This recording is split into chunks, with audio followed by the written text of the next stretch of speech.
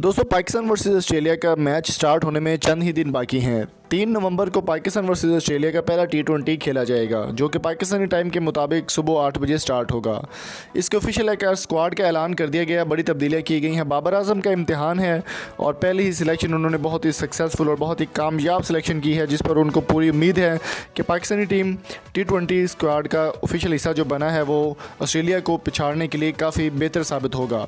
अभी फैसला होना बाकी है कि बाबर आजम की परफॉर्मेंस किस हद तक बेहतर रहती है या फिर उनकी जो सिलेक्शन है वो किस हद तक काम करती है, इसका फैसला होना बाकी है। और 3 नवंबर को पाकिस्तान वर्सेस ऑस्ट्रेलिया के दरमियान पहला T20 खेला जाएगा।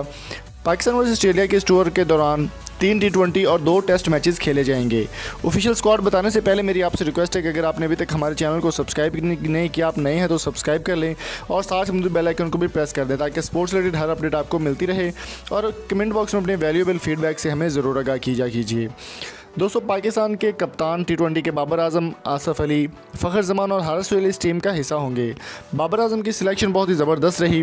फ़खर जमान और आसफ़ अली की भी वापसी हो चुकी है। हारिस सुहेल को भी स्क्वाड का हिस्सा बना दिया गया है। पाकिस्तान के मायनाज बॉलर और मिडिल ऑर्डर बैट्समैन भी इफ्तिखार अहमद भी इस टीम का हिस्सा होंगे।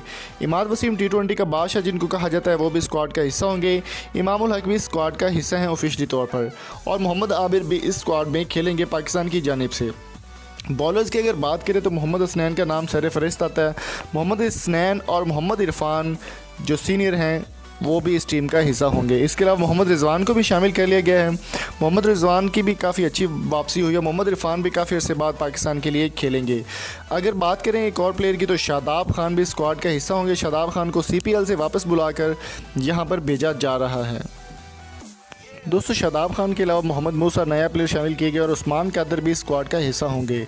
ऑफिशियल स्क्वाड आपको बताया गया है। और अगर आपको ये वीडियो अच्छी लगी तो चैनल को सब्सक्राइब करें, शेयर करें और स्क्रीन पर जो आपको नज़र आ रही वीडियो वो भी लाजमी देखें।